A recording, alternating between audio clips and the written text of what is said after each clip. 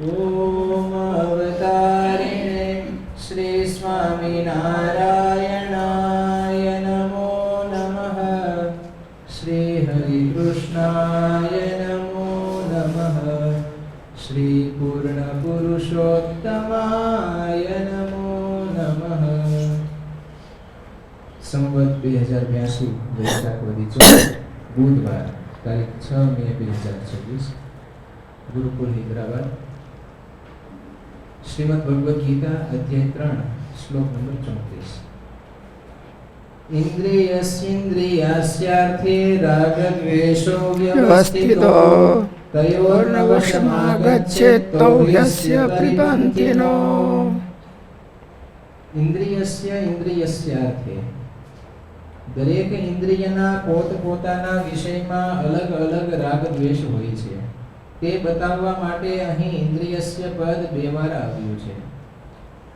તાત્પર્ય એ છે કે પ્રત્યેક ઇન્દ્રિયોને પોતપોતાના પ્રત્યેક વિષયમાં અનુકૂળતા પ્રતિકૂળતાની માન્યતા હોય છે. ઇન્દ્રિયોને આ અનુકૂળતાનો ભાવ થવાથી વિષયમાં રાગ જન્મે છે. તેને આધારે સ્થિર થઈને રહે છે. આગળ લઈ લે, જગ્યા ખાલી છે. સુખાનુશયી રાગ. આગળ બે આગળ બે મંત્ર સામે.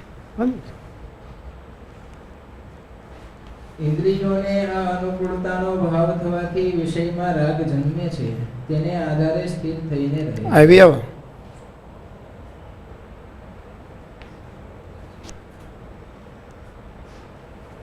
સુખાનુશયી રાગ. અનુકૂળતાની લાગણી થવી તેનું નામ જ સુખ છે. અનુકૂળતા એવો અર્થ નહીં, અનુકૂળતાની લાગણી છે એ સુખ છે. આનુકૂલ્યમ સુખમ. અનુકૂળતાની સુખની વ્યાખ્યા હું? અનુકૂળ વેદનીયમ સુખમ. આ મને અનુકૂળ છે એટલે એને સુખ થાય, આ મને અનુકૂળ નથી એટલે મને એને દુઃખ થાય. પ્રતિકૂળ વેદનીયમ દુઃખ. અને સુખાનુશયી રાગ. સુખ જન્મે, સુખની લાગણી થાય એટલે રાગની શરૂઆત થઈ જાય ત્યાં. અનુકૂળતા પંચ વિષયમાં, પદાર્થમાં, વ્યક્તિમાં, સ્થાનમાં, વાતાવરણમાં, આ બધી માણસને અનુકૂળતા હોય છે. ઇન્દ્રિયસ્યાર્થે રાગદ્વેષો વ્યવસ્થિત હોય. બહુ ઊંડો રહ્યો છે. વ્યવસ્થિતો એટલે ખાલી સ્થિત ન લખ્યું, અવસ્થિત ન લખ્યું, વ્યવસ્થિત લખ્યું છે. કોઈ રીતે જાય નહીં એવો છે.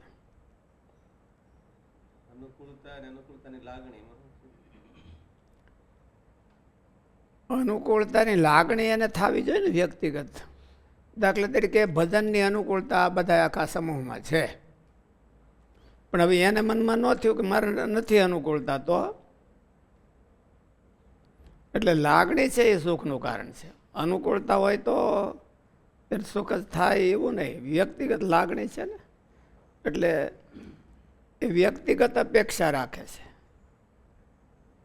ક્યારેક અનુકૂળ પરિસ્થિતિ હોય, અનુકૂળ પદાર્થ હોય, અનુકૂળ વ્યક્તિ હોય તો આને અનુકૂળ ન રહે. એનું કારણ શું? એને અનુકૂળતાની લાગણી નથી. અનુકૂળતાની સિચ્યુએશન છે, વાતાવરણ છે, માહોલ છે, પણ એને લાગણી નથી. એને માન્યું નથી મને અનુકૂળ છે. એટલે અનુકૂળતાની લાગણી, એટલે આપણે કહીએ છીએ ને કે સત્સંગ મળ્યા પછી પાદરો પડવો એ બહુ મોટા ભાગની વાત છે. પાદરો પડવાનો અર્થ એને લાગણી થવી. ક્યારેક વિપરીતમાં હોય તો એ લાગણી થાય, અને ક્યારેક અનુકૂળતા હોય તો લાગણી ન થાય, ભાવના એને ન થાય. એટલે અનુકૂળતાની ભાવના થાય એ એના મોટા ભાગ કહેવાય. એનું સારું પ્રારબ્ધ કહેવાય કે એને પાદરું પડે છે. અને એમાં અનુકૂળતા દેખાય છે, તો જ એને સુખ થાય, નહીં તો સુખ ન થાય. ગુણાતીતાનંદ સ્વામીની વાતોમાં આવે છે ને કે નિરંજનાનંદ સ્વામી પાસે બેસીએ તો અંતરમાં ટાઢું થઈ જાય. ટાઢું કોને થાય? એને હેત હોય એને ટાઢું થાય. હેત ન હોય તો ટાઢું ન થાય. એને એમ થાય કે 10 ઠેકાણે હેત હોય તો કે ઓલો કે છે આમ ને ઓલો કે છે આમ, ઓલો કે છે આમ, તેને ટાઢું ન થાય. હેત હોય તો ટાઢું થાય. ઇન્દ્રિયોને આ અનુકૂળતાનો ભાવ થવાથી વિષયમાં રાગ જન્મે છે અને તેને આધારે સ્થિર થઈને રહે છે.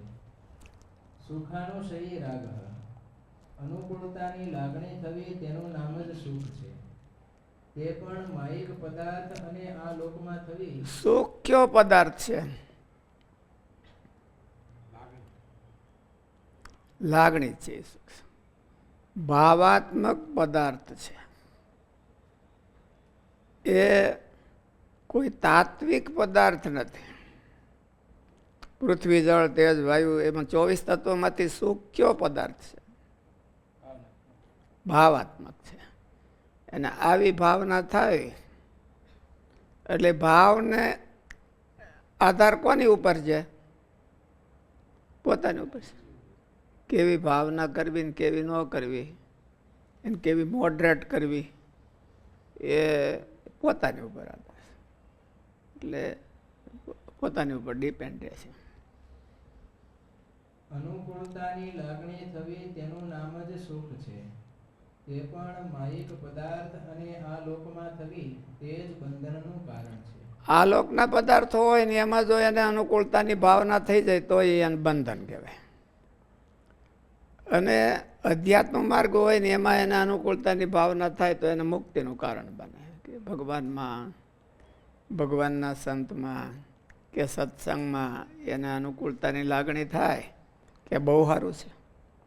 કોઈ કહે છે જે આ સંત સારા રે, ખરા કલ્યાણ ના કરનારા રે, એટલો પણ જો ગુણ ગ્રેસે રે તો અંતે અક્ષરધામ લેશે રે. કેટલું હેલું કરી દીધું. લાગણી પણ લાગણી માણસ કરી ન કે આ લોકમાં અક્ષરધામનું સુખ તે શું અને આ લોકમાં નરકનું દુઃખ તે શું? શું કીધું? ગુણ આવે તેમ. એટલે હારા સંતને વિશે લાગણી થાય તો એને આ બેઠા અક્ષરધામનું સુખ મળે. અને હારા સંતને વિશે એને દુર્ભાવ થાય તો એ ગુણાતીતાનંદ સ્વામી કીધું વાસનાનું કારણ છે. ભગવાને હું શબ્દો લખ્યા છે કે મોટા પુરુષને વિશે સદભાવ એ જ નિર્વાસનિકપણાનો હેતુ છે અને દુર્ભાવ એ વાસનાનો હેતુ છે. એને વિશે સદભાવ થાય એટલે સદભાવના થાય. લાગણી હારી, સદ લાગણી થાય, હારી લાગણી થાય. તો એ તો જેવા હોય એવા ને હોય, પણ આ લાગણી થાય એટલે બાળ મુકુંદ સ્વામી ના શું લાગણીની સ્થિરતા અને દ્રઢતા કેવી રીતે થાય? એમ કે લાગણી હોય સ્થિરતા અને દ્રઢતા કેવી રીતે? એક છે ઇમોશન અને એક છે રિયાલિટી. પોતાની ઇમોશનથી કર્યો કે બહુ સારા. ઇમોશન શેને લીધે થઈ હોય? પોતાના અનુકૂળતા કરી દેતા હોય ક્યાંક તો એ ઇમોશન થાય. એનાથી માણસ ઇમોશન આવે. પણ ઓળખાણથી જો એને લાગણી કરી હોય કે આ વસ્તુ આવી છે તો એ લાગણી સ્ટેડી બને, સ્થિર બને. કે એવા જે એવા હોય એવા ને એવા જ રહે એટલે આ લાગણી સ્થિર રહે. અને આપણે આપણી ઇમોશનથી કરી હોય તો આપણે ઇમોશનનું તો ઠેકાણું ન હોય. અને કંઈક હરખું આવે તો આપણી ઇમોશન હરખી થઈ જાય અને હરખું ન આવે તો ઇમોશન વહી જાય. એટલે ઇમોશનથી જે થાય આપણને તો એ લાગણી સ્થિર ન થાય. મહારાજે કીધું નિશ્ચય છે એ ટળે ક્યારે નહીં? શાસ્ત્રને આધારે કર્યો હોય તો એને ન ટળે. પોતાના મનને મુખે કર્યો હોય તો ટળી જાય. એટલે એનો અર્થ એવો કે મનમુખી કર્યો હોય એટલે પોતાની ઇમોશન પ્રમાણે કર્યો હોય કે એને હરખું આવી ગયું, જમવા બેઠો ને હરખું પીરસી દીધું ને આ તો ભારે કામ થઈ ગયું, આના જેવો કોઈ નહીં, એના જેવો કોઈ નહીં, એ ઇમોશન કહેવાય. પણ શાસ્ત્રમાં કીધા હોય એવા લક્ષણો એને વેરીફાય કરીને કે આ બરાબર છે, અને પછી લાગણી થઈ હોય તો એને ભાવના થઈ હોય તો એને એટલે એના આધારે સ્થિર થાય. સ્થિર થાવી ને ન થાવી એ આપણે નિશ્ચય કેવી રીતે કર્યો છે એની ઉપર આધાર છે. શાસ્ત્રના આધારે નિશ્ચય કર્યો હોય તો એ નિશ્ચય છે એ ફરે નહીં, અને પોતાના મનની મેળે કર્યો હોય તો ફરી જાય.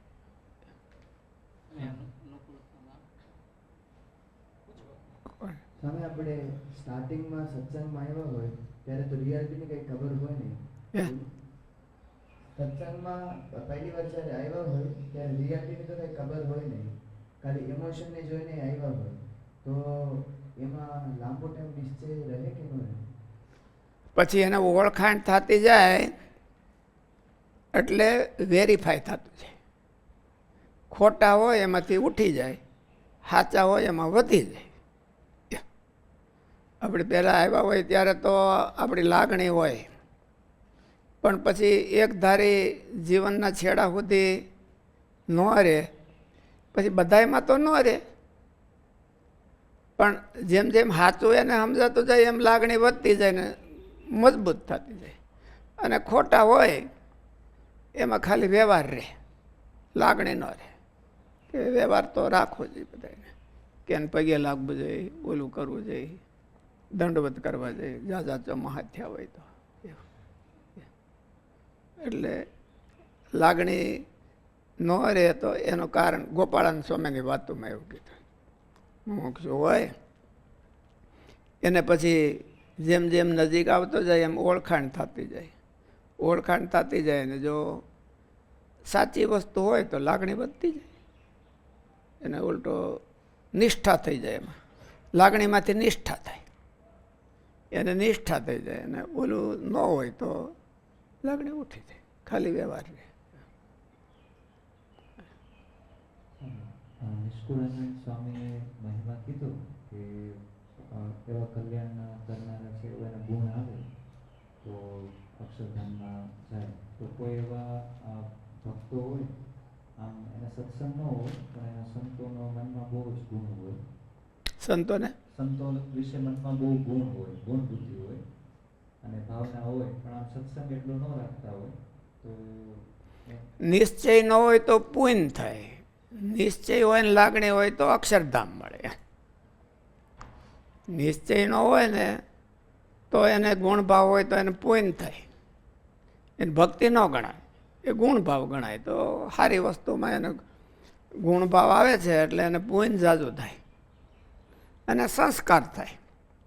કે સારા વ્યક્તિમાં એને સંસ્કાર પડે. સારી વ્યક્તિમાં ગુણાતીતાનંદ સ્વામી કીધું છે ને કે સત્પુરુષને યોગ્ય કરીને એના જીવમાં એને સંસ્કાર થાય છે. એ સંસ્કાર એને કાયમ આવે, અને અહીં ગુણ લીધો એને પૂન થાય. પછી નિશ્ચય થાય ત્યારે ઓલા સંસ્કાર કામ આવે, ત્યારે ઓલું પૂન કામ ન આવે. જ્યારે એને નિશ્ચય થાય તો એને ઓલો ગુણ લીધો તો એના સંસ્કાર પડી ગયા છે, એ સંસ્કાર તરત જ એક્ટિવ થઈ જાય અને એને નિષ્ઠા કરી દે. એટલે પૂન કરતાં સંસ્કાર બહુ મોટા કહેવાય. એટલે એને બેવાના થાય કે એને ગુણ ભાવ હોય, ગુણ લેતો હોય, નિશ્ચય ન હોય, નિશ્ચય હોય ન હોય ને એ કાળમાં એને ગુણ લીધો હોય તો એને બેવાના થાય, પૂન થાય અને સંસ્કાર થાય. તો સંસ્કાર કાયમ આવે. પછી અનુકૂળતાની લાગણી થવી તેનું નામ જ સુખ છે. તે પણ માયિક પદાર્થ અને આ લોકમાં થવી તે જ બંધનનું કારણ છે. એ બધે જો લાગણી અને અનુકૂળતાની લાગણી થઈ જાય ને ભાવના થઈ જાય તો એ ભાવના છે એને જન્મ મરણ હોતે લેવડાવે. ખોટા પદાર્થમાં, ખોટી વ્યક્તિમાં એને બહુ લાગણી થઈ ગઈ હોય તો એ લાગણી એને નુકસાનરૂપ થાય. હારે ઠેકાણે પાત્રમાં એને એવું થયું હોય તો એને ફાયદો થાય. સત્પાત્રમાં સારું કેન્દ્ર હોય ને એમાં થયું હોય તો. સ્વામી ગુણ ભાવે કીધું હમણાં, ગુણ મુમુક્ષુને ગુણ તો હોય, પણ એને ઓળખાણ કરવી એનું કામ છે કે આપણે ઓળખાણ કરાવી આપણી સેવા છે? ઓળખાણ તો આપણું કરાવવાનું. કોઈક ઓળખાણ કરાવવા જાય કે હું બહુ મોટો છું તો આપણે માનીએ? તો આપણે ન માનીએ કે તમે મોટા છો, હું ઓળખું છું. ઓળખાણ કરવાની આપણે કરવાની હોય. શાસ્ત્રને હારે મેળવતું જવાનું. વચનાવૃત, સ્વામીની વાતો, નિષ્કુળાન કાવ્ય, એ બધા ગીતા, ભાગવત એ શાસ્ત્રમાં લખ્યું હોય એની હારે વ્યક્તિનું વર્તન મેળવતું જવાનું. પછી આપણને એમ થાય કે ના ઓલું શાસ્ત્રમાં કહે છે બરાબર છે. એવી આપણને ઓળખાણ થાય તો એ આપણે જ કરવાની હોય. ઓલે હામાં કરાવે તે થાય નહીં, ભગવાન ન થાય. ભગવાન આવીને કહે હું ભગવાન છું તો માને નહીં કોઈ. એ પોતે કહે તો એ ન હોય, ભગવાન ન હોય તો એમાં ઠઠાડી બેહારે કે ભગવાન છે, એટલે તો પોતાને જ કરવાનું હોય. એ ન કરી દે હામાં. બીજા ગુણભાવી મુમુક્ષુ હોય, હે ગુણભાવી મુમુક્ષુ હોય છે, એને આપણે ઓળખાણ કેમ કરાવી કે આ ભગવાન છે, આ મોટા સાધુ છે? દૈવી ભાવ હોય તો એને ઓળખાણ, શાસ્ત્રના આધારે ઓળખાણ થાય. આપણે ઓળખાણ કરાવીએ, થર્ડ પાર્ટી કરાવે તો વાંધો નહીં, પણ સેકન્ડ પાર્ટી કરાવે તો નહીં હોય. આ તો ફર્સ્ટ પાર્ટી કહેવાય કે સેકન્ડ પાર્ટી કરે તો ન કહેવાય. થર્ડ પાર્ટી કરાવે. મહારાજ હતા તો જુઓ ને, મહારાજ તો સન્માન આમ બે હે, પછી ગોપાળન સ્વામીની કે આ ભગવાન છે. મહારાજે તો બોલે કે બે સન્માન, હું ભગવાન છું, તો ન માન, ભાગીને પીયા દે, ઊભા થઈ પીયા દે. એટલે થર્ડ પાર્ટી કરાવે તો, સેકન્ડ પાર્ટી કરાવે તો ન ઓળખાણ થાય. અમે બહુધા એવું લાગે કે હે જાજુ તો એમ લાગે રુચિ પ્રમાણે લાગણી થતી હોય છે, અને રુચિ પ્રમાણે એને નિષ્ઠા અને નિશ્ચય ને એવું બધું થતું હોય છે. પણ મુમુક્ષુ હોય ને એને ખાલી રુચિ પ્રમાણે જ લાગણી ન થાય. એને શાસ્ત્રમાં એને થોડુંક આમ ઓલું તમારે અંગ્રેજીમાં જિજ્ઞાસાને શું કે ક્યુરિયોસિટી હોય. કોઈ રે ઉગારે મને કાળથી સોંપું તેને આશીષજી. એની ક્યુરિયોસિટી, કોણ ઉગારે એવું છે, કોણ ઉગારે એવું છે, તો હું એના માથું આપી દઉં અને એનું વેચાણ થઈને રહું. એવું એને મુમુક્ષુતા કહેવાય. તો મુમુક્ષુતા હોય એને ખાલી લાગણી જ હોય એવું ન હોય, ક્યુરિયોસિટી હોય, એનામાં ભૂખ હોય ને એ સંશોધનાત્મક વૃત્તિ હોય. એ ગોતતો હોય કે આપણને ભગવાનમાં જોડે એવું ક્યાં મળે પાત્ર, અને ભગવાનની ભક્તિને નિષ્ઠા કરાવે એવું ક્યાં મળે, એ ગોતતા હોય. ખાલી ઓલું ન હોય, ભાવના જ હોય એવું અર્થ ન હોય, પણ એને ક્યુરિયસ જિજ્ઞાસા હોતી હોય. અને જિજ્ઞાસા હોય એ એનું કામ કરે છે. જેને પાત્ર સિલેક્શન કરવામાં મદદ થાય છે, અમે ક્યાં લાગણી કરવી અને ક્યાં ન કરવી, હે ક્યાં લાગણી કરવી, ક્યાં નિષ્ઠા કરવી, એ પાત્રનું સિલેક્શનનું કારણ એની મુમુક્ષુતા છે કે બીજું કંઈ? બ્રહ્મસૂત્રમાં અથવા તો બ્રહ્મ જિજ્ઞાસા, જિજ્ઞાસા કરવાની. જિજ્ઞાસા ક્યારે થાય, ક્યારે થાય જિજ્ઞાસા? અડધું જ્ઞાન હોય, આપાદક જ્ઞાન હોય. અડધું હોય ને અડધું ન હોય. અડધું હોય કે બહુ સારા સાધુ છે, બધા બહુ સારા સાધુ છે, એટલે એ અડધું કહેવાય. એને અડધો સત્સંગી, બધા સારા છે એવું મહારાજ કીધું. બધા સાધુ સરખા, તો એને શું કીધું મહારાજે? એ એટલા માટે કીધું છે કે બ્રહ્મસૂત્રનું વાક્ય છે, અડધી જિજ્ઞાસા, એમ કે એને જિજ્ઞાસા થાય. પણ આને અડધું જ્ઞાન થઈ ગયા પછી એમ માની લે પૂરું જ્ઞાન થઈ ગયું, પછી તો જિજ્ઞાસા ન થાય. અડધું જ્ઞાન હોય, આપાત જ્ઞાન થયા પછી એને જિજ્ઞાસા જાગે. બહુ મોટા પુણ્ય હોય એને જાગે, અને બહુ મોટા પાપ હોય એને ઠરી જાય. એને ભગવાનના સાનિધ્યમાં રહીને ન જાગે જિજ્ઞાસા, તો એને ઠરી જ ગયું કહેવાય. તો એમ મહારાજ કે આવા વાતાવરણમાં રહે ને એને ન જાગે તો એને મોટા પાપ છે કાંઈ કહેવાય, એવું મહારાજ કીધું. આવા સત્સંગમાં રહીને પુણ્ય પાપ એટલે આમ તો સંસ્કાર જ ને, સંસ્કાર જ. ભગવાનને રાજી કર્યા ને ન રાજી કર્યા એના સંસ્કાર, મોટા સત્પુરુષને રાજી કર્યા ને ન રાજી કર્યા, કુરાજી કર્યા એના સંસ્કાર. એ સંસ્કાર છે, મોટા સંસ્કાર છે. એટલે જિજ્ઞાસા અર્ધા જ્ઞાનવાળાને થાય છે, જ્ઞાન શૂન્યને ન થાય. તે યસ્તબુદ્ધે પરામગત એને ન થાય. એને જિજ્ઞાસા કરવાની જરૂર નથી, એને તો નિષ્ઠા જ થઈ ગઈ છે. એને જિજ્ઞાસાની જરૂર નહીં, એને નિષ્ઠા થઈ ગઈ. હવે પછી એને ન થાય કે હું છે એવું ન થાય. એને એમ થાય કે આના જેવું ક્યાંય નથી, આના જેવું ક્યાંય નથી. એને નિષ્ઠા કહેવાય. અતન નિરસન એના ભવન નિધના. ભવન નિધના એવું શ્રુતિઓએ કીધું, મૂર્તિમાન વેદોએ કીધું ભગવાનને કે અમારી નિષ્ઠા તમારા વિશે છે, પણ કેવી રીતે કે તમારા જેવા કોઈ નહીં એવું અમે માનીશ. અતન નિરસને તમારા જેવા કોઈ નહીં. બીજા કોઈક આવે તો અમે તમારી પડખે ઊભા રાખીએ કે આ એને ન ચાલે, રિજેક્ટ. એટલે બધા એને રિજેક્ટ કરી નાખે ભગવાનની આગળ. એવી રીતે નિષ્ઠા થાય. અને અર્ધું જ્ઞાન હોય તો જિજ્ઞાસા થાય. જ્ઞાન શૂન્ય હોય તો બફાકા મારે છે, અરે બધી એને માથા મારે છે, એને કાંઈ ન થાય.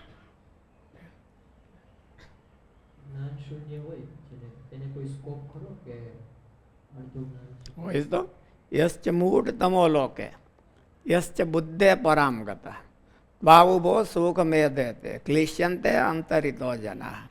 યશ્ચ મૂઢ તમો લોકે, એને જ્ઞાન શૂન્ય હોય પણ કોકનામાં વિશ્વાસ હોય તો એ ઓલન જેવી પ્રાપ્તિ થાય. એને જે જ્ઞાની હોય એના જેવી પ્રાપ્તિ.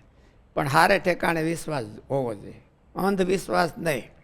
અંધવિશ્વાસ અને રાઈટ વિશ્વાસ એમાં બેમાં ડિફરન્સ શું?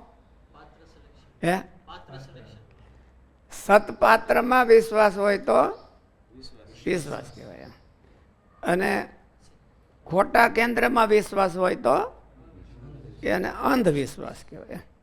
એટલે વિશ્વાસ હોય તો એને કાં વિશ્વાસ હોય ને કાં જાણતો હોય, બેમાંથી એક થાય તો કામ થાય.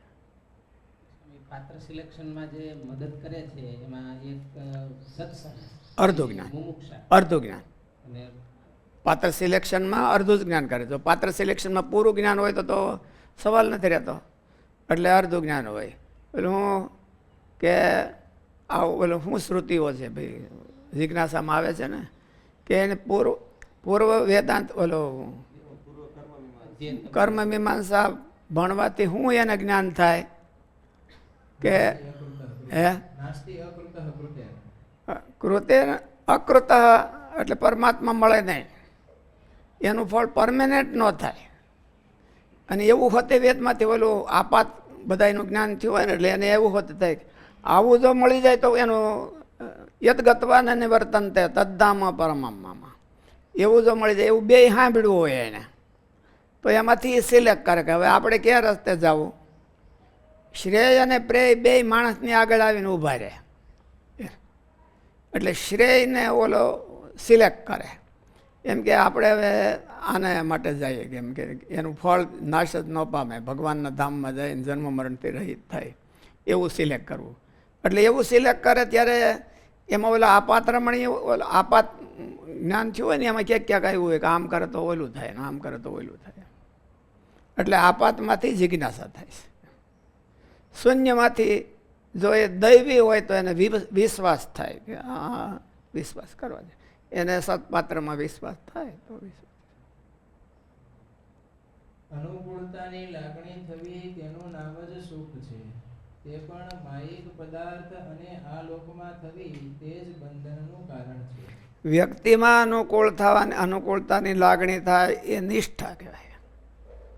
કે આ મહારાજ છે કે ગોપાળન સ્વામી છે, ગુણાતીતાનંદ સ્વામી છે, એ બહુ સારા એમ તો એ નિષ્ઠા થઈ ગઈ. જ્યાં અનુકૂળતાની ભાવના થાય છે તે કેન્દ્રમાં તુરત રાગનું નિર્માણ થાય છે. ભગવાન સંબંધી હોય તો એને નિષ્ઠા કહેવાય. એ રાગ રાગ તો બધી પ્રવર્તે છે. જ્યાં જ્યાં અનુકૂળતા આવે ત્યાં રાગ પ્રવર્તે. અનુકૂળતા હાલી થતી હોય એની વાહે વાહે રાગ હોય જ, અને એની પાછળ નિષ્ઠા હોય. જો ભગવાનને માર્ગે જાય તો રાગ હોય, પછી અનુકૂળતાની ભાવના આવે, અને ભાવના એને ભગવાનનો સંબંધ હોય તો એને ભાવના કહેવાય, રાગને બદલે એમ ભાવના કહેવાય. અને એ ભાવનાની વાહે વાહે નિષ્ઠા બેઠી જ હોય. જો જરાક ઘાટી ભાવના થાય તો તરત જ એને નિષ્ઠા કહેવાય. ઘાટી ભાવનાને જ નિષ્ઠા કહેવાય.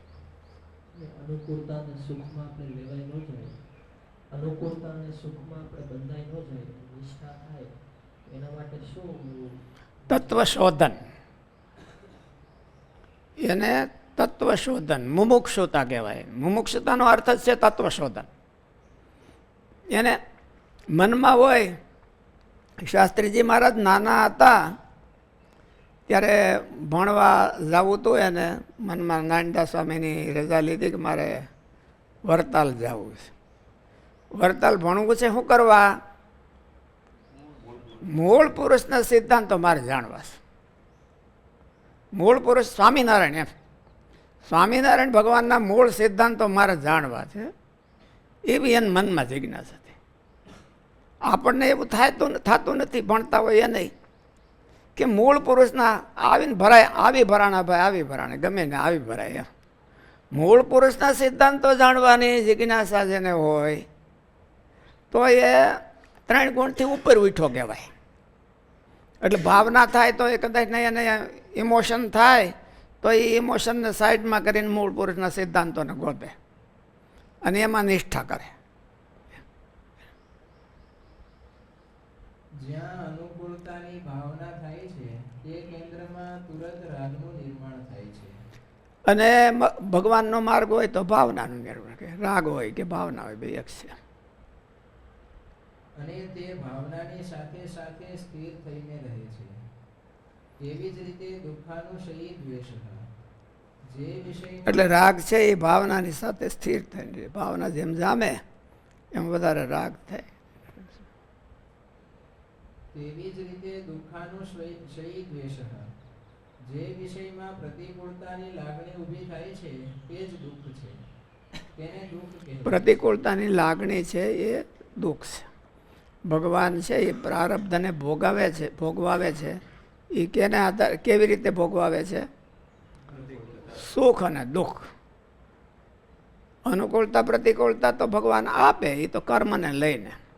પણ કર્મને એવી પ્રતિકૂળતા શું કરો ને આપે કે આ દુઃખી થાય, કારણ કે એને કર્મ એવા કર્યા છે. એટલે દુઃખી કરવા હાટું એને ભગવાન એવું ભોગવાવે છે. એને ભોગ કહેવાય. સુખ અને દુઃખ છે એ બે ભોગ છે, માન ભોગ.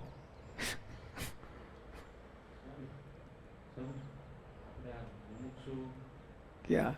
હા, મુમુક્ષુની શરૂઆતની અવસ્થામાં એને ભક્તિ, ધર્મ અને વૈરાગ્યનો ઉભરો હોય છે, એનું કારણ શું?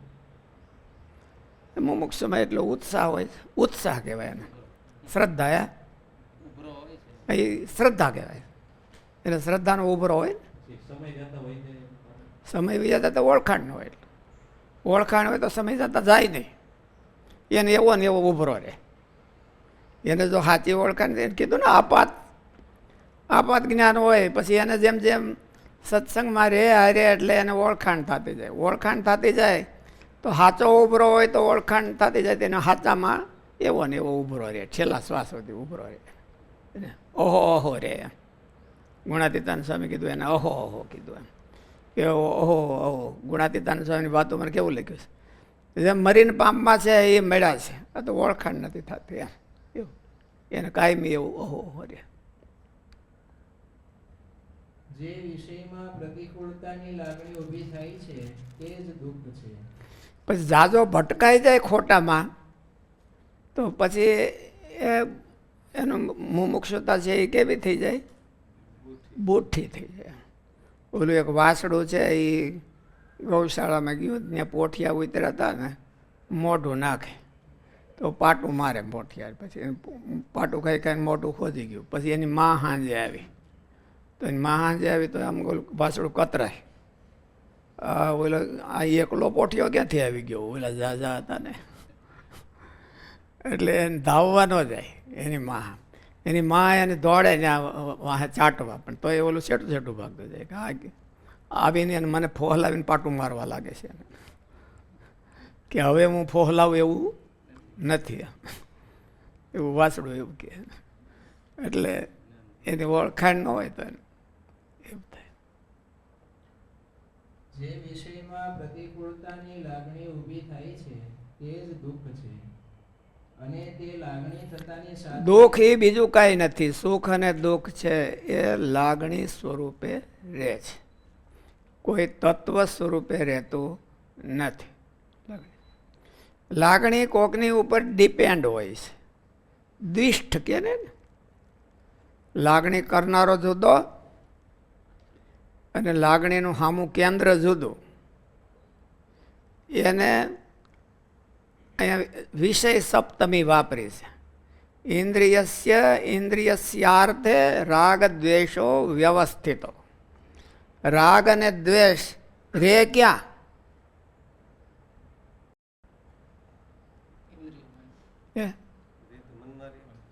રે તો કરનારાના વ્યક્તિના હૃદયમાં રે એમ. પણ ત્યાં ગીતામાં લખ્યું હું વિષય ને ઇન્દ્રિયસ્ય અર્થે રાગ દ્વેષો વ્યવસ્થિતો. ન્યાય રહ્યો છે એવું કીધું. એટલે એને વિષય સપ્તમી કહેવાય. હે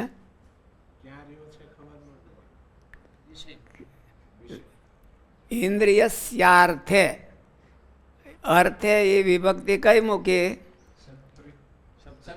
સપ્તમી વિભક્તિ ભગવાને શ્લોકમાં મૂકી છે. સપ્તમી વિભક્તિ છે એ ઘણા પ્રકારની હોય છે. એક વ્યાપ્તિ હોય તો એને સપ્તમી કહેવાય, વિષય હોય તો સપ્તમી કહેવાય. 3 પ્રકારની હોય છે. હે અધિકરણ સપ્તમી હોય. તપેલીમાં દૂધ છે તો એ અધિકરણ સપ્તમી કહેવાય. પણ અહીંયા વિષયમાં રાગ છે તો એ વિષય સપ્તમી કહેવાય. દૂધની જેવું નથી એમ, તપેલીમાં દૂધ જેવું એમ, એને વિષય સપ્તમી કહેવાય. પણ હકીકતમાં તો રહે છે કરનારાના હૃદયમાં. ત્યાંથી ઊભો થાય છે. રાગ ક્યાં ઊભો થાય? ભાવના થાય ને પછી એને રાગ થાય. રાગ થાય પણ એનું કેન્દ્ર છે જે એ વિષય છે, સામે વિષય. અને કેન્દ્રને આધારે સંચાલિત થાય છે, કરનારાને આધારે સંચાલિત નથી થતો. એટલે ભગવાને મૂકી દીધું ઓલાને માટે રાગ દ્વેષો વ્યવસ્થિતો. રાગ ને દ્વેષ એને આધારે આપણે એમ માની કે આપણા વખાણ કેમ થાય, તો આપણું સંચાલન કોણ કરે? જે વખાણ કરનારા હોય, જેને હારા આવડતા હોય એની પાસે ચાવી રહે એ આપણે. અને આપણે કૂદકા મારી, ઓલું રમકડાને ચાવી આપે ને જો ને કૂદકા નથી મારતો. ડેડકાનું રમકડું હોય ને એને ચાવી દીધી હોય તો છલાંગો મારે ખરેખર. એની ઘોડે આપણી ચાવી છે એ બીજાના હાથમાં આપી દઈએ આપણે કે રાગ દ્વેષો વ્યવસ્થિત. રાગ અને દ્વેષ છે. સ્વામી, આપણે બરાબર જગ્યાએ છીએ કે નહીં ખબર કઈ રીતે? ધીરે ધીરે આપણને ભગવાનમાં વધારે હેત થતું જાય એમ ખબર પડતી જાય. ધીરે ધીરે રહેતા જાય અને ભગવાનમાં વધારે હેત થતું જાય, નિષ્ઠા થતી જાય એમ ખબર પડતી જાય કે આપણે બરાબર છે. અને નિષ્ઠા બુઠ્ઠી થતી જાય તો એમ ખબર પડે કે આપણે બરાબર નથી, ક્યાંક વાંધો છે, ક્યાંક પ્રોબ્લેમ આવ્યો હોય. અને તે લાગણી થતાની સાથે જ તે કેન્દ્ર પ્રત્યે દ્વેષ પેદા થાય છે. આ અનુકૂળતા પ્રતિકૂળતાની લાગણી પોતપોતાના વિષયમાં દરેક ઇન્દ્રિયો તથા અંતઃકરણમાં રહેલી છે. ભગવાને કર્મ ભોગવવા માટે અનુકૂળતા ને પ્રતિકૂળતા આપી હોય છે. અનુકૂળતા અને પ્રતિકૂળતા જે મળે છે એ આપણા પૂર્વ કર્મને આધારે મળે છે. પણ એમાં લાગણી કરવી એ પૂર્વ કર્મને આધીન નથી. પ્રતિકૂળતામાં હોતે અનુકૂળતાની લાગણી કરી શકાય. જો નરસિંહ મહેતા કરતા હતા ને કે ભલું થયું ભાંગી જંજાળ સુખે બધું શીખ્યું. એને પ્રતિકૂળતા હતી તો એને મજા આવી ગઈ કે હા બહુ સારું છે, એટલે એમાં મજા આવી ગઈ. તો લાગણી છે એને પ્રારબ્ધ ન કરે, પ્રારબ્ધાધીન લાગણી નથી. લાગણી છે એ કર્તાને આધીન છે, પરિસ્થિતિ છે એ પ્રારબ્ધને આધીન છે. આપણા પૂર્વ કર્મો જેવા હોય એવી ભગવાન અનુકૂળતા અને પ્રતિકૂળતા આપણને આપી હોય, એમાં ફેરફાર ન થાય. પણ પ્રતિકૂળતા અનુકૂળતા ગમે તેવી આપી હોય, પણ એમાં આપણે લાગણી છે એ હરખી કરીએ કે આપણને આપણું કલ્યાણ થાય એવી લાગણી કરીએ કે એમાં ના, એની ઉપર પ્રારબ્ધનો અધિકાર નહીં. પણ આ તો ઢળાઈને કરે છે, જીવ છે એ ઢળાઈ જાય છે, ઇન્દ્રિયોની પાછળ પાછળ ઢળાઈ જાય છે. તો સ્વામી લાગણી જે માણસને થાય છે આપણને, તો એ આપણા નેચરના આધારે મળતો હોય, નેચરના આધારે થાય છે લાગણી કે પછી શેને આધારે? નેચર, સંસ્કારને આધારે થાય. પૂર્વ સંસ્કારો હોય એને આધારે, અથવા તો જિજ્ઞાસા હોય, અથવા તો એને ભગવાનને મુમુક્ષુતા હોય, એના આધારે લાગણી થાય. મુમુક્ષુ હોય તો સંસારી કાંઈક હોય તેને અમુકનો હેટિંગ થાય, અને આમાં લાગણી થાય. એટલે એ એની મુમુક્ષુતાને ડિપેન્ડ રહે, એ પરિસ્થિતિને ડિપેન્ડ નથી. અને સ્વામી એમાં ક્યારેક એવું થતું હોય છે, આપણને લોજિકલી તો ખબર પડતી હોય કે આ આપણે ખોટી જગ્યાએ લાગણી ક્યારેક હોય છે એમ કરીને, તો છતાં પણ એમાં આપણા નેચરથી એમાં તણાઈ જાય તો એટલો રાગ કહેવાય. એમાં તણાઈ જાય તો એટલો રાગ કહેવાય. આપણને એમ થાય કે હાલો મોબાઈલમાં નથી જોયા જેવું, તો આપણને ખબર છે ને આપણે છે, પણ તોય તણાઈ જાય એટલે એટલો આપણને રાગ થયો કહેવાય. આપણે એમાં તણાઈ જાય, આપણને ખબર તો છે, આપણે એને હેટ કરીએ છીએ ને ઓલ કે, પણ તોય તણાઈ જાય એટલો વધારે રાગ કહેવાય. એટલે ક્યારેક રાગ હોય એ પ્રબળ હોય તો આપણને ખેંચી જાય, તો ત્યારે કોકના બીજાનો સહારો એને લેવો જોઈએ. જે રાગમાં તણાતા ન હોય એનો સહારો લીધો હોય તો એ આપણને મદદ કરે, રોકી રાખે. આપણે બીજાની લાગણી કે હેત હોય, બીજાની લાગણી કે હેત હોય, એ પાત્રતા જોયા વિના આપણે એમાં કૂદી જતા હોય, અથવા તો એના લાગણીના હેતમાં લેવાઈ જતા હોય, તો આપણે એમાં કેમ કંટ્રોલ કરવું? શું કીધું? આપણે પાત્રતા જોયા વગર કોકની લાગણી, સામેની પાત્રતા જોયા વગર એમની લાગણીમાં આપણે આવી જતા હોય તો શું કરવું? એટલે જાગૃતિ જ છે ને. પોતે મનમાં કેવો નિશ્ચય કર્યો છે કે મારે આ જિંદગીમાં શું કરવું છે, એ એને નિશ્ચય છે એ એને બચાવે. વ્યવસાયાત્મિકા બુદ્ધિ રેકા કુરુનંદન બહુશાખા અનંતાશ્ચ બુદ્ધયો અવ્યવસાય ભોગેશ્વર્ય પ્રસક્તાનામ તયા હરત ચેતસા વ્યવસાયાત્મિકા બુદ્ધિ સમાધો ન વિધીયતે. એટલે વ્યવસાયાત્મિકા બુદ્ધિ એટલે નિશ્ચયાત્મિકા બુદ્ધિ. મારે પૂરી લાગણી મહારાજમાં નિષ્ઠા કરવી છે, અને મારે મહારાજ પાસે પહોંચવું છે, એવી જો એને વ્યવસાયાત્મિક બુદ્ધિ થઈ ગઈ હોય, એને નિશ્ચયાત્મિકા બુદ્ધિ થઈ ગઈ હોય, તો એ નિશ્ચય એને સાચા ખોટાની ઓળખાણ કરાવે. તમારે ગેટમાંથી બહાર નીકળીને આમ હૈદરાબાદ જવું ને મોઇનાબાદ જવું, બે બાજુ જતો હોય રોડે, પણ તમને ખબર હોય કે હૈદરાબાદ આમ આવ્યું છે, અને કોક એમ કે ભાઈ નાના તમે આમ જાઓ તો તમને રસ્તો ટૂંકો પડશે તો આપણે જઈએ નહીં. શું કરવાના? આપણને ખબર છે કે એ રસ્તો તો આ રસ્તો સાચો છે.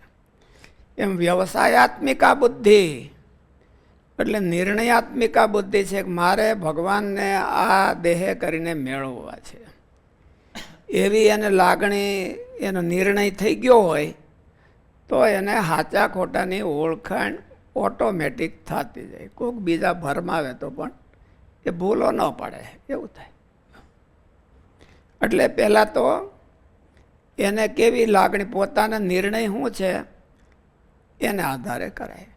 નિર્ણય સારો હોય તોય પણ એને કોઈ ખોટા ભટકાઈ જાય તો એને ખબર પડે કે આ બે ખોટા છે, કારણ કે આપણને લઈ બીજે બાજુ જાય છે. એવું ધીરે ધીરે ખબર પડી જાય. એ આપણો એક પ્રકારનો રાગ જ છે ને? હે એ આપણો એક પ્રકારનો રાગ જ કહેવાય ને? એ આપણો રાગ જ કહેવાય ને આપણે આપણો રાગ કહેવાય ને એમ. લાગણી લાગણીમાં લેવાઈ જઈએ છીએ તો આપણો રાગ કહેવાય. રાગ જ કહેવાય. આપણે વધારે રાગ હોય એ આપણને ઢળી જાય. આગળ શ્લોક આવ્યો હતો એમ કે નિગ્રહ પ્રકૃતિ યાંતિ ભૂતાની નિગ્રહ કેમ કરી શકે, એની પછીનો જ આ શ્લોક છે. સદૃશમ ચેષ્ટતે સ્વસ્યા પ્રકૃતિર જ્ઞાનવાન આપી યાંતિ ભૂતાની નિગ્રહ કેમ કરી શકે. નિગ્રહનું કાંઈ જોર ચાલે નહીં. એટલા માટે ભગવાને આ શ્લોક લખ્યો કે ઇન્દ્રિયાર્થે રાગ દ્વેષો તયોર્ન વશમાં આગચ્છેત તૌહિ અસ્ય પરિપંથીનો. એ લાગણીને વશ ન થઈ જવું અને નિર્ણયને વશ રહેવું. પોતાનું જે ધ્યેય હોય, ગોલ બનાવ્યો હોય એને વશ રહેવું, ગોલને ચીપકી રહેવું. લાગણી જ્યારે ઓલું રાગ છે એ બહુ આપણને ખેંચતો હોય ત્યારે તો ચીપકી રહેવું પડે. આપણને ઓલા પ્રાણીમાં તણ્યા હોય, ઓલા પીડ્યા હોય ને તાણતા હોય તો પછી હાકળ પકડી રાખવી પડે, એને ચીપકી રાખે તો પછી તયોર્ન વશમાં આગત છે તૌહિ અસ્ય પરિપંથીનો. રાગ ને દ્વેષ વિષયમાં રહે છે કે વ્યક્તિમાં રહે છે? વ્યક્તિમાં ઉત્પન્ન થાય છે ને રહ્યા છે. વિષય એનું કેન્દ્ર છે, પણ ચાવી એની હાથમાં દીધી એટલે ભગવાને એમ કીધું કે ના છે ચાવી એ કેન્દ્ર છે. વિષયનું રાગ ને દ્વેષનું કેન્દ્ર છે. રાગ ને દ્વેષને રહેવાનું ઠેકાણું જીવનું હૃદય છે. રાગ ને દ્વેષને રહેવાનું ઠેકાણું જો એ જ હોત તો ઘડો તો એક ફૂટી જાય, પછી રાગ દ્વેષ ફૂટી ગયા. ઘડામાં રાગ દ્વેષ હોય કોઈકને, આપણે ન્યાયમાં બધાને જ્યાં હોય ને ઘડો જ લેવાતો હોય છે ને, એટલે ઘટો પટો નન પટો ઘટો ન એમ. એટલે ઘડામાં કોઈકને રાગ દ્વેષ થયો તો રાગ દ્વેષ ઘડાને કોઈકે માર્યો પાણો અને ફૂટી ગયો તો રાગેશ ફૂટી જાય. એટલે રાગ દ્વેષ છે એ ફૂટતા નથી, એ જીવના હૃદય મારે છે. પણ ઘડો છે એ એનું કેન્દ્ર છે. એને ઉશ્કેરવાનું, વધારવાનું, પોષણ કરવાનું એનું કેન્દ્ર છે. આ અનુકૂળતા પ્રતિકૂળતાની લાગણી પોતપોતાના વિષયમાં દરેક ઇન્દ્રિયો તથા અંતઃકરણમાં રહેલી છે. તેથી રાગ દ્વેષ દરેક ઇન્દ્રિયોના અલગ અલગપણે મૂળ કરીને રહ્યા છે. વાસ્તવમાં રાગ દ્વેષ વિષયમાં નથી રહેતા. વિષયો તેની આધારભૂમિ કે ઉદ્ભવ ભૂમિ નથી. તે આલંબન કેન્દ્ર જરૂર છે, પરંતુ આધારભૂમિ કે ઉદ્ભવ ભૂમિ તો વ્યક્તિની અંદરની. મુમુક્ષ આ બધું ઝીણું છે, પણ મુમુક્ષ એ જાણવું જોઈએ મારે રાગ છે, અહીંયા હું તણાવ છું. પણ રાગ પોતાના હૃદયમાં આમ ઓલી પ્રતિલોમ દ્રષ્ટિ કરીને જોતો નથી ને, એટલે તણાયા કરે. પ્રતિલોમ કરીને દ્રષ્ટિ કરીને જોવે કે આ તો મારામાં રાગ પડ્યો છે અને એટલે મને ખેંચે છે, તો એને ઓછો થઈ જાય. વિષયો તેની આધારભૂમિ કે ઉદ્ભવ ભૂમિ નથી. તે આલંબન કેન્દ્ર જરૂર છે, પરંતુ આધારભૂમિ અને ઉદ્ભવ ભૂમિ તો વ્યક્તિની અંદરની બાજુએ રહે છે. તેથી રાગ દ્વેષને રહેવાનું પ્રથમ પગથિયું ઇન્દ્રિયો છે. વિષયો તેનું આલંબન છે, ઉશ્કેરનારા છે અને લાંબો સમય નિભાવ થવામાં મદદરૂપ થનારા છે. જો વિષયોમાં રાગ દ્વેષ સ્થિર હોત તો એક જ વિષય બધાને સમાન રૂપે પ્રિય અથવા અપ્રિય લાગે, પરંતુ એવું નથી બનતું. જેમ કે વર્ષા કિસાનને પ્રિય લાગે છે પણ કુંભારને અપ્રિય લાગે છે. કુંભારનો નિંભાળો છે ને એ લગભગ અષાઢ મહિનો શરૂ થવાનો હોય એની પહેલાં એ કરતા હોય, અને એમાં જો વહેલું માવઠું થાય, થોડોક વરસાદ વહેલો થઈ જાય તો એના ઘડા બધા પલળી જાય. આગળ ઘડો કીધો હતો ને એટલે ઘડો.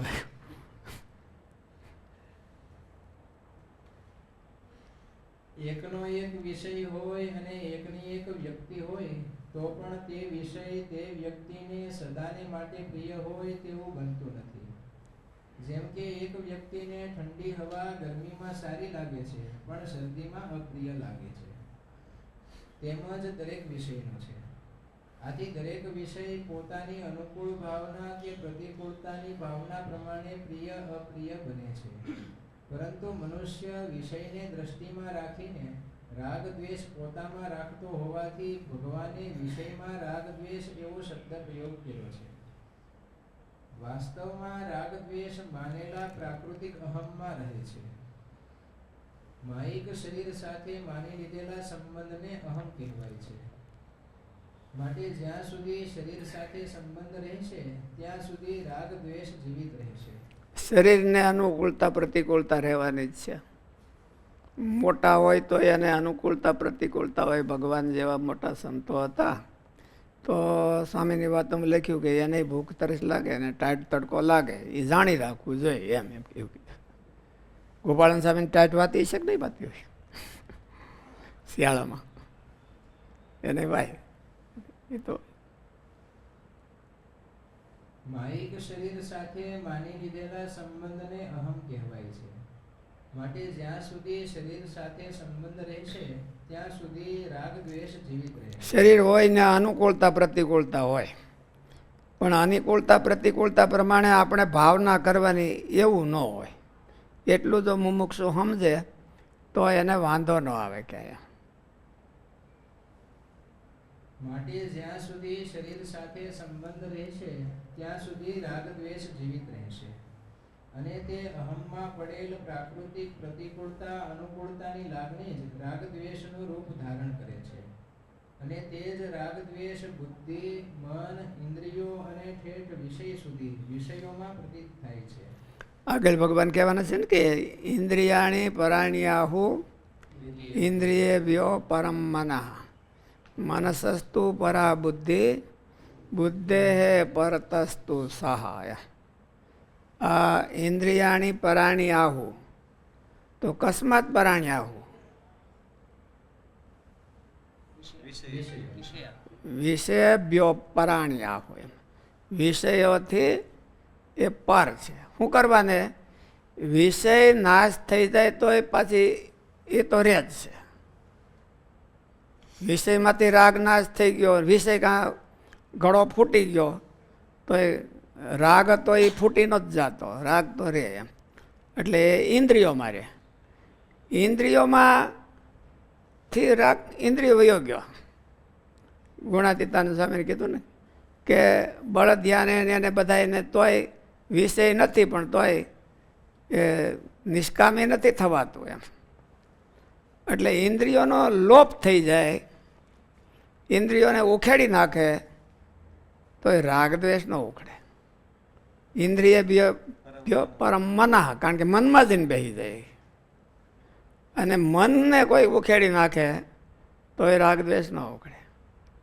એ મનસસ્તુ પરા બુદ્ધિ, અને બુદ્ધિને કોઈક ઉખેડી નાખે, બુદ્ધિમાંથી ઉખેડી નાખે તો બુદ્ધે હે પરતસ્તુ સહ. એટલે એ કારણ શરીર માર્યો છે. કારણ શરીર જીવની હારે રહ્યું છે. મહારાજે કીધું કામ છે, ધાતુને કામ કહેવાય તો આ શરીરને બાળી દે ભેળો કામ બળી જવો જોઈએ. મહારાજ કે એમ નહીં, એ મન મારે છે. મન મારે છે એટલે કારણ શરીર મારે છે. ઠેઠ મહારાજ એવું કીધું. હમણાં સ્વામી કીધું કે પ્રતિલોમ કરતા કરતા રાગ ઓછા થાય. હે પ્રતિલોમ આપણે કરતા જાય તો એમનો રાગ ઓછા થતા જાય. દેખાય એને, ઓછા તો કરે તો થાય. પ્રતિલોમ જોવે તો એને પોતાનો રાગ દેખાય કે મારે બહુ ઘાટો રાગ છે. પછી ઓછો કરવાના શાસ્ત્રમાં પ્રયત્નો કીધા હોય એ પ્રમાણે કરે તો ઓછો થતો જાય. ભજન કરે, ગુણાતીતાનંદ સ્વામીને એ વાતોમાં લખ્યું કે ભજન કરે તો એના રાગ છે એ ઓછા થતા જાય. હૃદયમાં ભજન કરે, જીવમાં ભજન કરે તો એના રાગ ઓછા થતા જાય. અને તે જ રાગ દ્વેષ બુદ્ધિ, મન, ઇન્દ્રિયો અને ઠેઠ વિષય સુધી વિષયોમાં પ્રતીત થાય છે. અને એ જ રાગ દ્વેષ કામ અને ક્રોધનું રૂપ ધારણ કરે છે. એ જ રાગ ને દ્વેષ છે એ કામ ને ક્રોધ છે. રાગ હતો એ કામના રૂપ થઈ જાય, પછી પાછો ન વળી શકે તો એ રાગને કામ કહેવાય. અને અતિશય દ્વેષ થઈ જાય તો એને ઓલો વેર થઈ જાય તો એને ક્રોધ કહેવાય. અને એ જ રાગ દ્વેષ કામ અને ક્રોધનું રૂપ ધારણ કરે છે. સૂક્ષ્મ રૂપે રહેલા રાગ અને દ્વેષનું જ સ્થૂળ રૂપ કામ અને ક્રોધ છે. 40મા શ્લોકમાં ભગવાને બતાવ્યું છે કે આ કામ ઇન્દ્રિયો, મન, બુદ્ધિમાં રહે છે. વિષયોની જેમ ઇન્દ્રિયાદિકમાં પણ કામની પ્રતીતિ થતી હોવાથી જ ભગવાને તેને કામનું નિવાસ સ્થાન બતાવ્યું છે. હકીકતમાં ઇન્દ્રિયોમાં નથી. મહારાજે કીધું વિષયની ઉત્પત્તિ ક્યાં છે? એ વિષયમાં છે, પણ એ અહીંયા અંદર ભાસે છે. અને રાગની ઉત્પત્તિ ક્યાં છે? એ અંદર છે, એ પાછું વિષયમાં ભાસે છે. એમ હું આડાવડું થઈ જાય. એટલે એને ઓળખે તો ઓળખીને એને મારે તો એને મારે, નહીં તો ન મારે. વિષયોની જેમ વિષયની ઉત્પત્તિ છે બહાર, અને રાગ દ્વેષને ઉત્પન્ન થાય, પણ રાગ દ્વેષ અંદર ઉત્પન્ન થાય. વિષયની હારે એની વૃત્તિ જોડાયેલી હોય અને એને બહુ અનુકૂળતા ભાસે, એટલે એ અનુકૂળતા પછી એના અંદર ઉતરી જાય, એટલે ત્યાં રાગ દ્વેષ જામે, કે એને વિષય પ્રત્યે એને રાગ દ્વેષ થાય. વિષયોની જેમ ઇન્દ્રિયાદિકમાં પણ કામની પ્રતીતિ થતી હોવાથી જ ભગવાને તેને કામનું નિવાસ સ્થાન બતાવ્યું છે.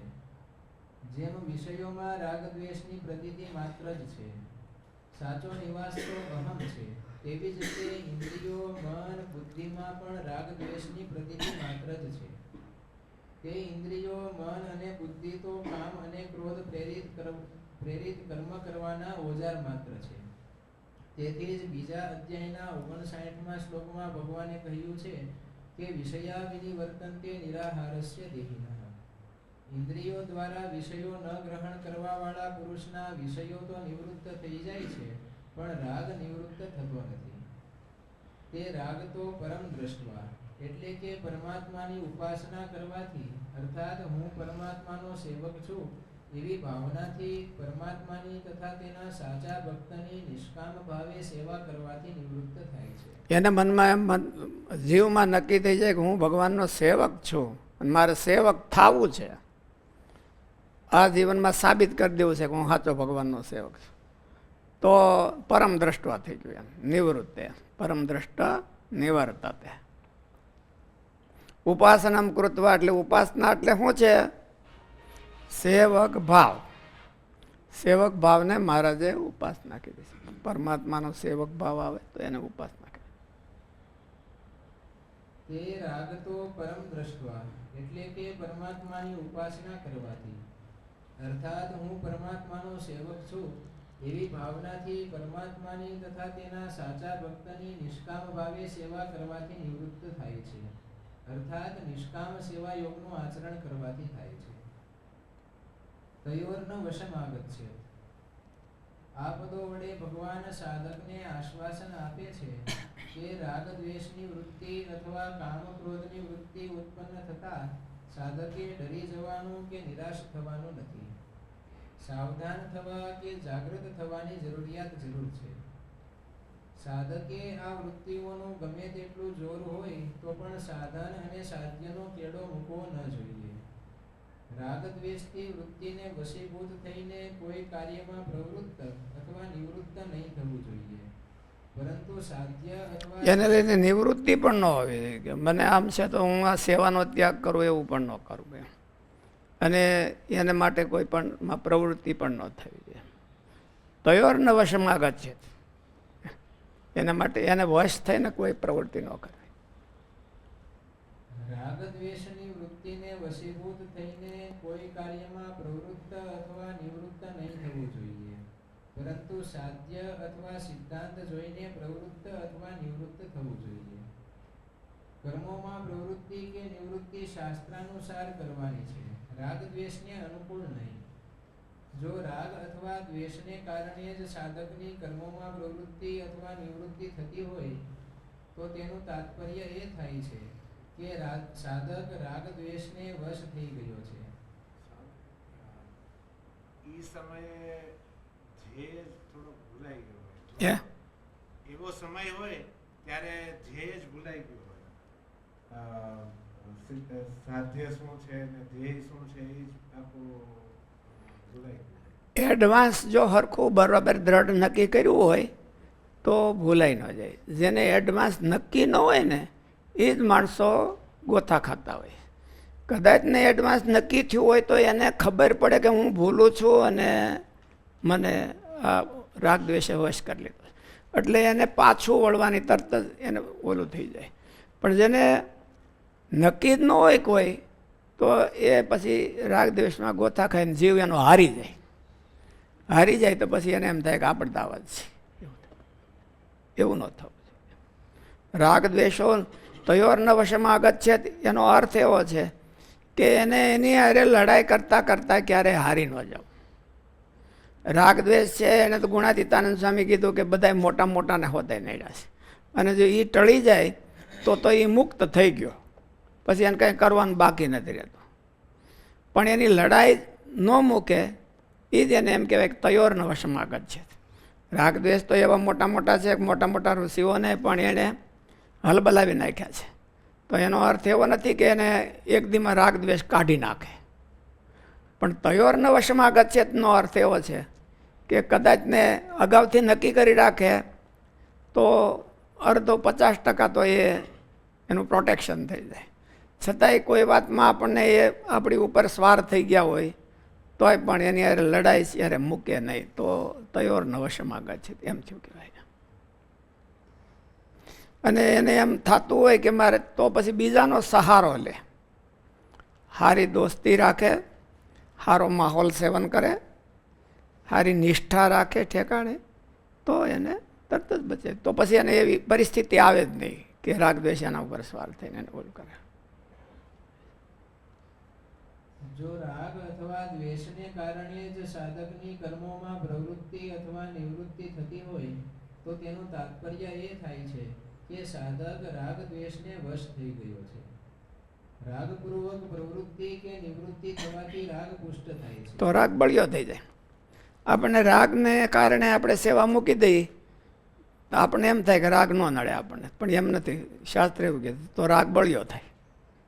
એને ખબર પડી જાય કે હું જીતી ગયો, હવે આને જોઈ લઉં. રાગપૂર્વક પ્રવૃત્તિ કે નિવૃત્તિ થવાથી રાગ પુષ્ટ થાય છે, અને દ્વેષપૂર્વક પ્રવૃત્તિ કે નિવૃત્તિ થવાથી દ્વેષ પુષ્ટ થાય છે. આથી જ્યારે રાગ દ્વેષ પુષ્ટ થશે ત્યારે તે કામ અને ક્રોધનું સ્વરૂપ ધારણ કરી લેશે, ત્યારે તેનું નિશ્ચિત પતન થશે. જ્યારે સાધક સંસારનું કાર્ય છોડીને ભજનમાં લાગે છે ત્યારે સંસાર સંબંધી અનેક સારી અને ખરાબ સ્ફુરણાઓ થવા લાગે છે, જેનાથી સાધક ગભરાઈ જાય છે. એટલે ગભરાવાય નહીં. શરૂઆતમાં હોય મને આ સાંભળે છે, મને આ સાંભળે છે, એટલે સાંભળે છે એટલે ખાબકવું એવું ન હોય. એમ સાંભળે છે એટલે બંધ કરવાનું, બીજું શું? બીજું ભગવાનને સંભાળવાના. જ્યારે સાધક સંસારનું કાર્ય છોડીને ભજનમાં લાગે છે ત્યારે સંસાર સંબંધી અનેક સારી અને ખરાબ સ્ફુરણાઓ થવા લાગે છે, જેનાથી સાધક ગભરાઈ જાય છે. અહીં ભગવાન તેને આશ્વાસન આપે છે કે સાધકે આવી સ્ફુરણાઓથી ગભરાવવું ન જોઈએ અને તેને વશ પણ થવાનું નથી. કોઈ ઘણા કહેતા હોય ને કે મને ઘર બહુ યાદ આવે છે. નવા ભગત હોય તો એને એવું પ્રોબ્લેમ હોય કે મને બહુ ઘર બહુ યાદ આવે છે. તો હવે ભગવાને શું કીધું કે તયોર્ન વશમાં આગત છે, તો અહીં અસ્ય પરિપંથીનો. એને તો ઓલા આના વેરી જાણો. પરિપંથી એટલે બારવટિયા, રસ્તામાં લઈને લૂંટી લે અને પરિપંથી કહેવાય. બારવટિયા હામાં મળે તેને એ તો બારવટિયા કહેવાય. એને વશ ન થઈ જવું. આપણે સાથે કોઈ મુમુક્ષુ હોય પણ એના જીવનમાં થોડોક સંસારના પાશ વધારે દેખાતા હોય, આપણા સાથે કોઈ મુમુક્ષુ હોય પણ એને સંસારના વિશે રુચિ થોડીક વધારે દેખાતા હોય, તો એને ઉપર વિશ્વાસ રાખીને ઘડતર કરવું જોઈએ કે આપણું માને એટલું કરવું જોઈએ. આપણને હોતે ઢળી જાય તો ન કરે. આપણને એ ઢળી જતા હોય તો ન કરે, તો પછી સેટું રહેવું. આપણે જ્યાં સુધી આપણે એને ઉગારીએ કે એમ હોય તો કરાય. અહીં ભગવાન તેને આશ્વાસન આપે છે કે સાધકે આવી સ્ફુરણાઓથી ગભરાવવું ન જોઈએ અને તેને વશ પણ થવાનું નથી. તેનાથી અલગ પડી તેની સામે વિરોધ જરૂર કરવાનો છે. સંસારનું કાર્ય કરતી વખતે તક ન મળવાથી સ્ફુરણાઓ દબાયેલી રહે છે. સંસારમાં હતા ત્યારે તો રાગ તો હતો જ, પણ સંસારમાં તણાતા જતા હતા એટલે પ્રવાહનું કેટલું જોર છે એ ખબર નહોતી પડતી. અહીંયા આવીને જોયું તો મને તો બહુ સ્ફૂર્ણ થાય છે. એટલે એનો અર્થ એવો છે કે રાગ બહુ જોરદાર છે. એટલે એનો અર્થ એવો ન કહ્યો કે હવે તો આપણે મારી પાછો કૂદકો તણાયા જ કરીએ, એમાંથી બહારું નીકળવાનું છે, એની હામાં પગ ભરાવાના છે. સંસારનું કાર્ય કરતી વખતે તક ન મળવાથી સ્ફૂર્ણાઓ દબાયેલી રહે છે. ખરેખર તો ત્યારે પણ પડી જતી, પણ તકના અભાવે દેખાતી ન હતી. અને હવે હા નવરો ધૂપ થયો, માળા લઈને બેઠા તો ઓલા કે અમારું કામ. એટલે માળા લઈને નહીં બેહવાનું. ત્યાં જેમ પ્રવૃત્તિની ધબધબાટી બોલાવતા હતા એવી જ અહીં સેવાની ધબધબાટી બોલાવે. એટલે ઓલાને તક ન મળે. તક ન મળે એટલે પછી વ્યા જાય. અને અહીંયા પછી તક ન મળે એટલે પછી હાવ વ્યા જાય. ત્યાં તો તક ન મળે તો એ બેઠા છે કે હવે આવશે, આપણી જ તક છે. ત્યાં આપણા હાટું જ આ મહેનત કરે છે. સંસાર કાર્ય છોડતા જ તક મળી જવાથી જૂના સંસ્કારો જે દબાયેલા હતા તે સ્ફૂર્ણાના રૂપમાં નીકળવા લાગે છે. આથી સાધકે તે સ્ફૂર્ણાઓથી સાક્ષી ભાવે અલગ પડી તેની ઉપેક્ષા જો રાગ દ્વેષ યુક્ત સ્ફૂર્ણાઓથી ગભરાઈ જઈને તે સંબંધી ક્રિયા કરવા લાગી જાય તો રાગ દ્વેષ અતિ પુષ્ટ થાય છે ને અશુદ્ધ પ્રકૃતિનું રૂપ ધારણ કરીને સ્વભાવ રૂપે બની જાય છે. પ્રકૃતિ અશુદ્ધ થતા જીવને પોતાને આધીન કરી લે છે ને અશુદ્ધ કર્મો કરાવીને પોતે બાંધે છે. આથી રાગ દ્વેષને વશ થઈને કોઈ પણ પ્રવૃત્તિ યા નિવૃત્તિ નહીં થવી જોઈએ. આ રાગ દ્વેષને દબાવવાનો ઉપાય બતાવ્યો છે. વળી ભગવાને આગળ 31મા શ્લોકમાં પણ કહ્યું છે કે મારા મતનું અનુસરણ કરે છે તે પણ કર્મ બંધનથી છૂટી જાય છે. એ મેં મતમિદમ નિત્યમ અનુતિષ્ઠન્તિ માનવાઃ. તે બી ઓલું નિરાશી કર્મભીર ન સંબંધ્યતે, એ કર્મથી બંધાતો નથી એવું ભગવાને આગળ કીધું છે. માટે પરમાત્માના સિદ્ધાંતને લક્ષ્યમાં રાખીને પ્રવૃત્તિ અથવા નિવૃત્તિ કરે તો પણ રાગ દ્વેષ દૂર થઈ જાય. એ રીતે કરે તો એનો ધીરે ધીરે દૂર થાય, એક દિવસમાં ન થાય. સહજાનંદ સ્વામી મહારાજ.